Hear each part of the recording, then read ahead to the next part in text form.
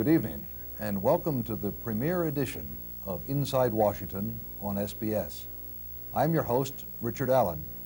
Permit me to introduce my longtime friend and co-host, Ms. Do Young-shim, a member of the Republic of Korea's National Assembly and a longtime specialist in Korean-American relations.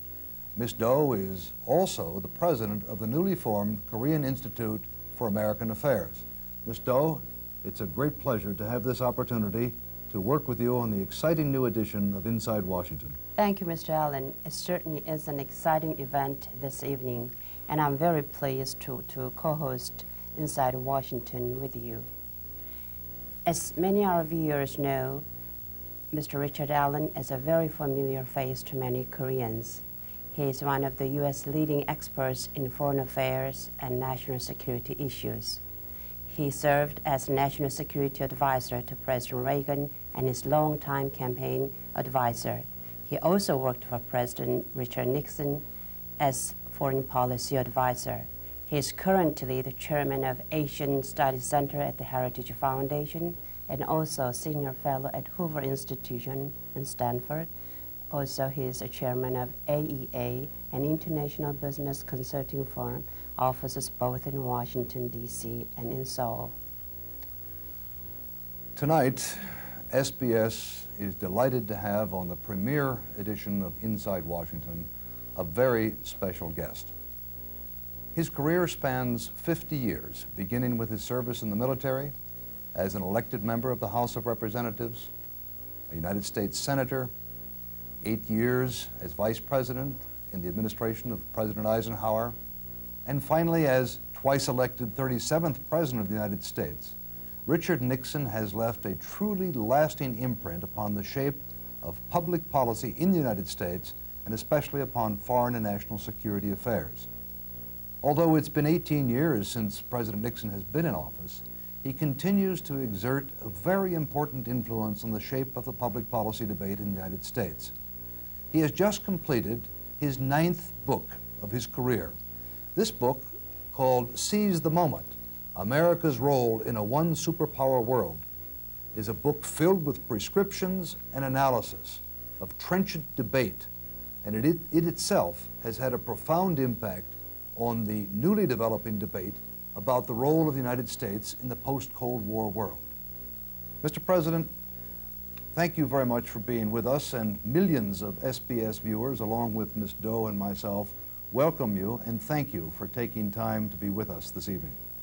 Well, I'm delighted to be on this program because I have such pleasant memories of my first visit to Korea, which was in 1953 when Ms. Do was just 5 years of age. And I remember on that occasion how impressed Mrs. Nixon and I were by the fact that it was a very, very cold day. We were wearing overcoats, and there were thousands and thousands of Korean children in just little cotton suits that were out there waving American Korean flags. And at that time I said to her that there's no question these people are going to make it. They're so strong. Thank you, Mr. President. Mr. President, all your life you have been an advocate of taking the long view, what you call the long view, and that means a long-term strategic view. In your book, Seize the Moment, you describe a very poignant moment when some 32 years ago, in a meeting with Nikita Khrushchev, you each made predictions about your grandchildren, each other's grandchildren to be precise. Could you tell us about that moment, and what about the predictions? How did they come out? Well, the disagreement that we had has been well publicized. It was called the kitchen debate because it occurred at an exhibition that the United States had there in a model kitchen. We were talking about what was going on there, but also what was going on in the world. And it went on, and the differences that we had have been very widely publicized. But as we neared the end of the conclusion, near the end of the discussion, Khrushchev, who was a very volatile man, stuck his finger into my chest and he said, "Your grandchildren will live under communism." Well, I responded, "Your grandchildren will live in freedom." At the time, I was sure he was wrong, but I must admit I wasn't sure I was right. But now events have proved that I was right, because Khrushchev's grandchildren do live in freedom, and the great question of our time, can they continue to live in freedom, or will they revert to the old or a new despotism. What do you think made your prediction so accurate and placed his prediction, to use Marxist terminology, on the dustbin of history? The prediction I made proved to be accurate, not simply because the West stood firm, as it did, but because communism had a fatal flaw. It just wouldn't work. It was doomed to fail. He believed in communism, as did all of the leaders who followed him. Brezhnev, for example, believed in communism. So did Gorbachev. The reason he failed was that he couldn't give up on his belief in communism. But communism was an idea which simply would not work. It did not produce a better life for people. And the Russian people, the people of the other republics in the former Soviet Union, rebelled against it. It's interesting to note that the communists came to power in Russia through violence in 1917, but they peacefully were thrown out. And this is, of course, gives us a good idea as to what can happen in the future. Mr. President, you have pointed out after communist victory in 1975 in Vietnam that many thought the United States was finished, that it was unwilling and unable to act decisively. Yet in 1992, U.S. emerged as the only complete superpower of the world. How do you think, Mr. President, the United States will use its unprecedented power, and how is it going to best protect the interest of the United States as well as those of its allies? It is a role that the people of the United States don't particularly want. The United States really would prefer not to have the responsibilities abroad, but there's no one else. Looking around the world today, if the United States does not lead, who is going to lead? The Japanese, the Chinese, the Russians, the Germans?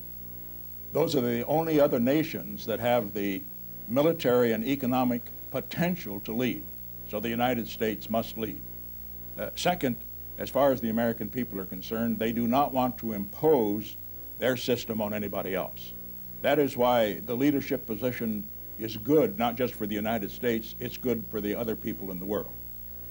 Whether it is Korea or Japan or the nations of Western Europe or the people in what was formerly the Third World, now we call it the Second World, our only interest is to have them have the opportunity that we have to grow up in a world in peace, to choose their own governments through a democratic system, if they prefer that, and to have freedom in its broadest aspects. Mr. President, you say that the United States has a vital interest in preventing the acquisition of nuclear weapons, particularly among the developing countries. As we look at the Korean Peninsula today, however, there is a very dangerous situation rapidly developing, and our government in Washington has defined this as not only the most serious security threat in Asia, but perhaps the most serious security threat in the world, in referring to the potential acquisition by North Korea of nuclear weapons. Now, President Roh Tae-woo of the Republic of Korea has renounced the nuclear option for his country, and he's tried to engage Kim Il-sung in a dialogue, a peaceful dialogue, in order to persuade North Korea also to renounce the nuclear option. How could the United States best participate in this process of persuading Kim Il-sung and the North Koreans not to choose the nuclear option? Well, first, the United States must continue its all-out support of the Republic of Korea. That at least is a deterrent to North Korea. If they do engage in aggressive action, they're going to commit suicide. We have to make it clear that an attack on the Republic of Korea by North Korea would be an attack on the United States. We must begin with that. Then the United States must work through other governments, the Chinese, for example, the Russians, to the extent they want to play a world role, to get them to lean on North Korea, to abide by the Non-Proliferation Treaty, and not to go forward with its nuclear weapons program. Let me say why having nuclear weapons in North Korea cannot be tolerated. France has nuclear weapons. Britain has nuclear weapons. We're not afraid of that because we know they will never be used aggressively. But North Korea is an outlaw regime. Nobody knows what Kim Il-sung will do. Maybe the South Koreans do, but I don't know. I don't think our government knows. Under the circumstance, You cannot have in that man's hand or his successor's hands these weapons which could start not just a war in the Korean Peninsula, but in the whole world. I would say finally, the Japanese are involved here. The Japanese do not have nuclear weapons. They could get them almost within a matter of months because of their enormous industrial capability. In the case that North Korea acquires nuclear weapons, that would be a mortal threat to Japan, and Japan would have to go nuclear. So what we're talking about here is not just the Korean Peninsula. We're talking about peace and security in the balance of Asia and the balance of the world. Mr. President, if North Korea acquires nuclear weapons, what specific steps can we and our allies can take? For example, can the United Nations step in? Well, the United Nations could step in, but the problem there is that we say, well, why doesn't the United Nations do something? We want to remember that during the Korean War, the only reason the United States was able to get the United Nations into that action was that the Russians were absent and could not, and the Soviets, I should say, were absent and could not exercise a veto. I do not think it is enough to say the United Nations can step in and do something about it. It means that the great powers, that means the United States, China, which still has influence there, Japan to the extent it can have influence in the future, and of course the nations of Europe, we have to make it very clear that we cannot tolerate that situation. I don't have an answer to it because what we have to bear in mind here is that North Korea has its problems. I mean, they have an economy that is in disastrous shape. The per capita income in South Korea is at least 4, maybe 5 times as great as it is in the North. They need assistance from the West, from Japan, etc. And it's got to be made clear that they've got to choose. Do they want to grow? Do they want to join the great revolution for progress in the rest of the world? Or they simply want to have nuclear weapons and then thumb their noses at the rest of the world, which, as I say, leads to suicide. Is the military option then foreclosed, or must we keep it open in that event? Oh, the military option must be kept open. The idea that if only we are for peace, they will be for peace is nonsense in dealing with outlaw governments. We know that. I've known it all of my life, and you have too, as you have dealt with these problems. We have to have the military option. We have to maintain our strength. We, the United States, must not reduce our forces in Korea because the military option is the only kind of activity that's going to deter the North Koreans. In the meantime, we've got to proceed through diplomatic channels. Since the North Koreans say they would like to have a nuclear-free zone, we've got to put all the pressure we can on them, economically and otherwise, to get them to abstain from developing nuclear weapons. Mr. President, the world has been virtually turned upside down in the 2.5 years since the Berlin Wall came down. A new dynamic is emerging, and also emerging is a new Russia as a great superpower. Yet this Russia is having trouble getting its feet on the ground, so to speak, and turning its directions into a capitalist economy, a free market economy.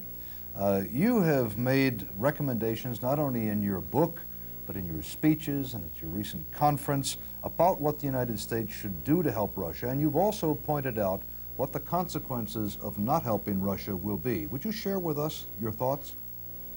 Well, Russia at the present time is at a crossroads. It is often said that the Cold War is over and that the West has won it. That's only half true, because what has happened is that the communists have been defeated, but the ideas of freedom now are on trial. If they don't work, there will be a reversion to not communism, which has failed, but what I call a new despotism, which would pose a mortal danger to the rest of the world, because it would be infected with the virus of Russian imperialism, which of course has been a characteristic of Russian foreign policy for centuries. We begin with that. Therefore, the West has, the United States has, all those who want peace and freedom in the world, a great stake in freedom succeeding in Russia. If it succeeds, it will be an example for others to follow. It will be an example for China, for example, to follow. For the other communist states, the few that remain. If it fails, it means that the hardliners in China will get a new life. They will say, it failed there, there's no reason for us to turn to democracy. That's part of what is at stake here. The other point that we have to have in mind is that it's vitally important that it succeed, because it means that Russia, which for 70 years has been exporting or trying to export the ideas of communism to the world, will now be exporting the ideas of freedom, the ideas of democracy, the goods of freedom. It means that Russia, for example, will be able to export goods. That'll be a huge export market, for example, for the United States and other countries. So I would simply sum it up to say, for our Korean audience, it means a great deal to Korea too. Because Russia, the Soviet Union, I should say, was a very strong supporter of North Vietnam. Russia will not be a supporter of North Vietnam. And that means that we have here a potential ally joining with the United States and other free countries in putting pressure on North Korea not to go forward with a nuclear option. Gorbachev was once everybody's favorite hero. Now he's out, and Boris Yeltsin is in. And not only in Washington, but in other parts of the West, Yeltsin was described as a boor, a power-hungry, a power-crazed lunatic, a man who was not cosmopolitan enough or deep enough a thinker, not intellectual or savvy politically enough.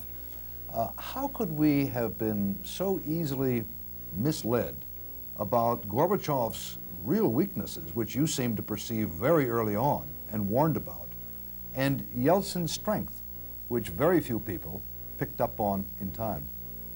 It's the tendency among many of those in the foreign policy establishment, of which you were a member, incidentally, to emphasize style, to be impressed by style more than substance. Gorbachev had style. He was smooth. He had an elegant wife. And incidentally, he did some positive things. He did open up the Soviet Union. Gorbachev made Yeltsin possible. But looking at the two men, they both began the same. They were both born as peasants. Gorbachev became a man of the world. Yeltsin remained a man of the people.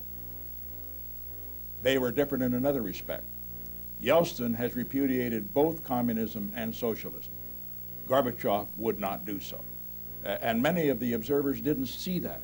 The reason Gorbachev failed was that he sincerely believed in the communist idea, right to the present day, if you follow his recent column in the New York Times, and that he sincerely believed that the Soviet Empire should remain intact.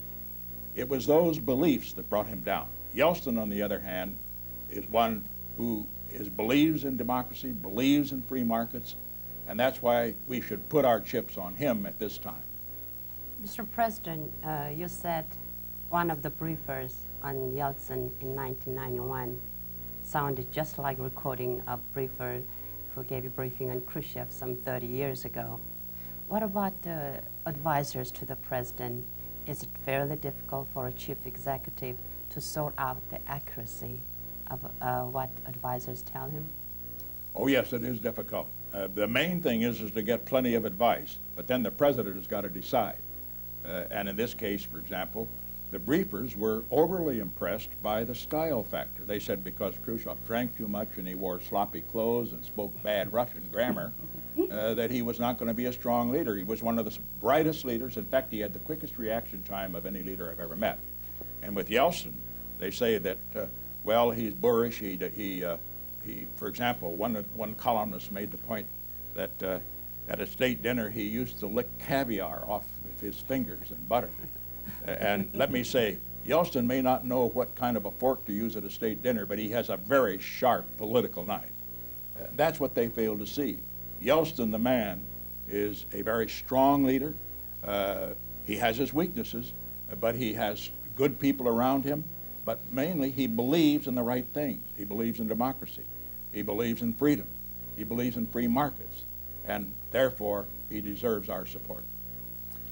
Mr. President, there are lots of pressures on a president, on a chief executive, and they come from the media, from the political opposition, from the legislature, from all sorts of places. In your book, you refer to Lithuanian President Landsbergis, who quotes Ibsen in saying, "The strongest man in the world is he who stands alone." And then you go on to say, there must be absolute inflexibility on matters of principle. Does a president have to risk his political popularity even when swimming against the tide of popular opinion of the time? No question about it. The purpose of popularity is not to hoard it, but to use it. A popular president should use his popularity to accomplish great objectives. And here's where Yeltsin comes in. Yeltsin was enormously popular after he put down the coup, standing on top of that tank, facing down card-carrying killers from the Stalinist coup attempt.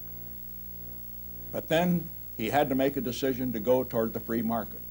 In order to do that, he had to let the prices go up. That risked his popularity. His popularity is down. But without doing that, there's no way they can move to a free market. That is using popularity rather than hoarding it. My advice to any president, any leader, when you are popular, don't just sit on it. Use it to accomplish great goals. In other words, don't lose your nerve. The nerve is more important than any other factor in leadership. Many Asian leaders are very concerned that vacuum will develop if United States gives up its vital role in stability of Asia. And as the tensions in Asia reduced, what are we to assume the long-range interest of Russia, China, and Japan, which you refer them as Pacific Triangle? The Pacific Triangle. Yes, and will the United States gradually withdraw its role in the security from Pacific Basin? Well, as you know, there is a great move on at the present time among what I call the new isolationists to have the United States to withdraw from Europe because there's no longer a Soviet threat, and to withdraw from Asia for the same reason. I believe that it's very important for us to maintain a presence in Europe. I think it is indispensable that we do so in Asia. If we withdraw from Asia, what do you have? You have Japan, an economic giant, but militarily no nuclear weapons. You have China with nuclear weapons. You have Russia with nuclear weapons. Now, Russia, it's true, is not the Soviet Union, but it still has nuclear weapons. What does Japan do if the United States withdraws? It has two options. One, it can make a deal with the Chinese or the Russians, or it can go nuclear. What I am simply saying is that the United States' presence in Northeast Asia is absolutely indispensable. The Japanese, it is not in our interest, it's not in their interest. Their own people don't want to go have a stronger military. We should not encourage them to have a stronger military. If we leave, they have no choice but to do so.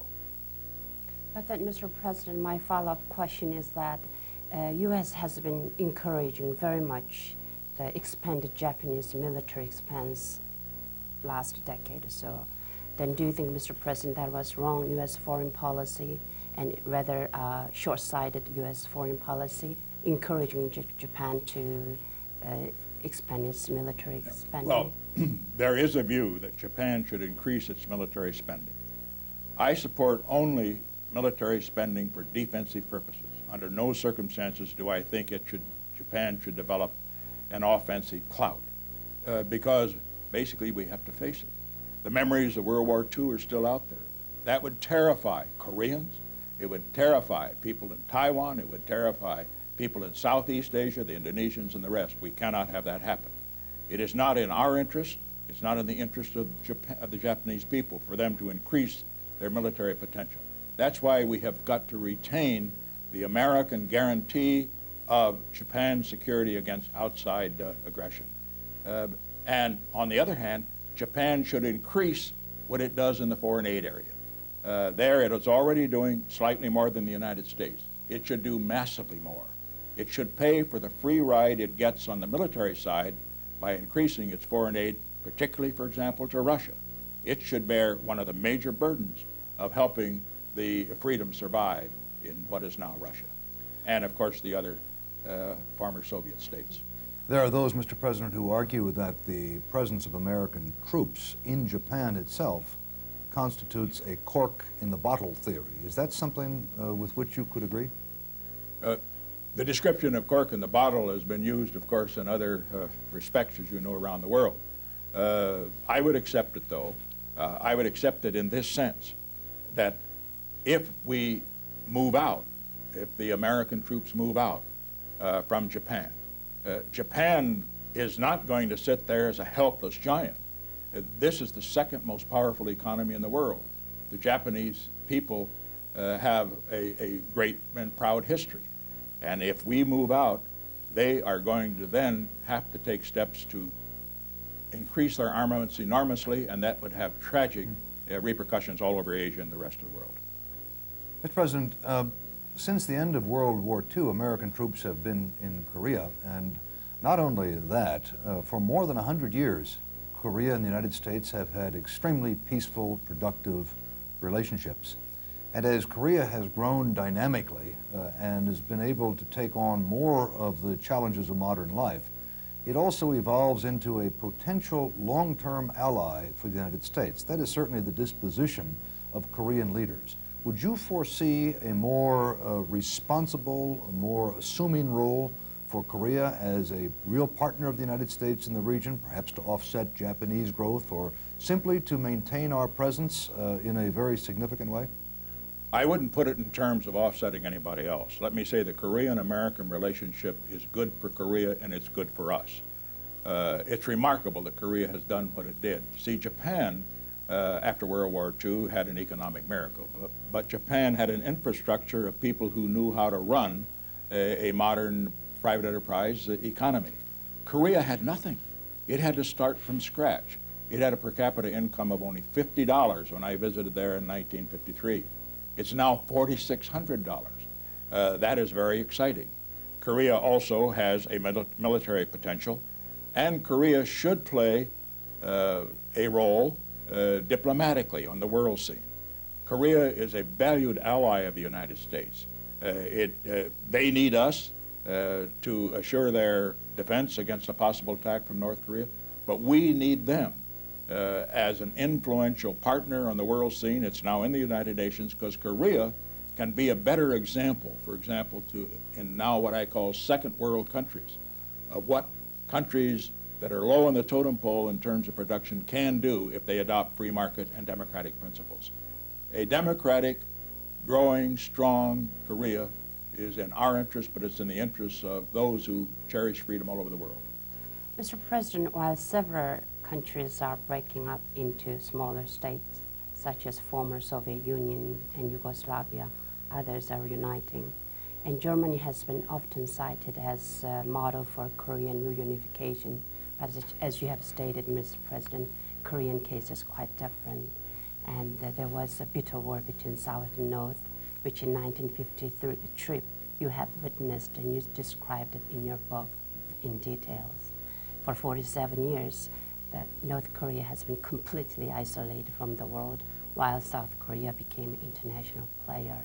What do you think of Korean reunification, and how do you think it can best be achieved? Well, first, naturally I'm for it. That's like saying I'm against sin, because basically it's unnatural for Korea to be divided, just as it was unnatural for the Germans to be divided. The Germans are now together. But for the Koreans to get together will be more difficult than for the Germans to get together, because the differences between North and South are even much greater than were the differences between West Germany and East Germany. What has to happen here is that the Koreans themselves must work this out. But on the other hand, others can play a role. The Chinese, for example, one of the reasons it's very important for the United States to continue a very good, close relationship with China is that China has good relations with North Korea. China can influence North Korea, I believe. Russia maybe can.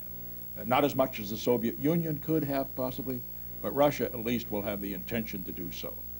I think, too, that as far as the United States is concerned, we will use all of our influence in world forums, for example, including the UN, the nuclear proliferation organizations and so forth. We will use our influence to get the North Koreans to abandon their plans to go forward with a nuclear capability, and therefore to pave the way for a North-South agreement. As I know, as you know much better than I, and our audience knows much better, there have been some encouraging signs lately, but it's been only rhetoric as far as North Korea is concerned. It has been substance as far as South Korea is concerned. What has to happen now is that all of us, the Chinese, the Americans, the other interested parties in that area, the Japanese as well might play a role, have got to bring economic and political pressure on the North to face up to the reality that this unnatural division must end, because it's good for both that it end. Mr. President, in the years ahead, the remaining part of the 90s and perhaps even into the year 2000 and beyond, there will be increasing pressures on the United States to pay more attention to its domestic house, to get it in order. You mentioned, for example, in Seize the Moment, the problems of drug abuse, education, inadequate medical care, and all sorts of pressures that are operating to refocus our attention at home now that the Cold War has been won and supposedly we don't have to worry about that anymore. Can the United States remain a viable, reliable ally with these pressures operating at home to focus those energies and those resources inward? Will we be a good long-term partner for our allies, and can we play the role that you've described? It's difficult at this time because we're in a recession.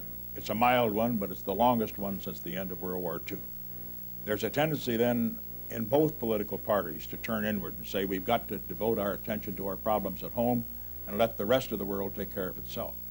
I think we have to realize, however, that foreign and domestic policy are like Siamese twins. Neither can survive without the other.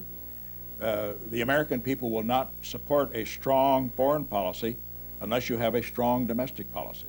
And by the same token, the United States cannot be at peace in a world of wars. We can't have a strong American economy in a sick world economy. So we have to therefore have a foreign policy which will move toward a peaceful world and a productive world. For example, take the area of trade. Trade means jobs. For us to go isolationist and protectionist means that we will save the jobs of some and lose the jobs of many times, many more. So under the circumstances then, I am for dealing with our domestic problems. But I realize that you cannot deal with our domestic problems effectively unless you also have an effective way to deal with your foreign problems. The United States must continue to play a role in Asia, in Europe, and of course in what I now call the Second World. Mr. President, you have been out of office for 18 years, but you have been very influential in policy in the United States. Your recent conference in Washington made the news throughout the world. We watched at home in Korea, and your private memo circulation in Washington, D.C. initiated greater debate on Russian fate. And in your recent reporting about calling Mr. Pat Buchanan to withdraw from presidential race, all this shows how influential you are in the United States.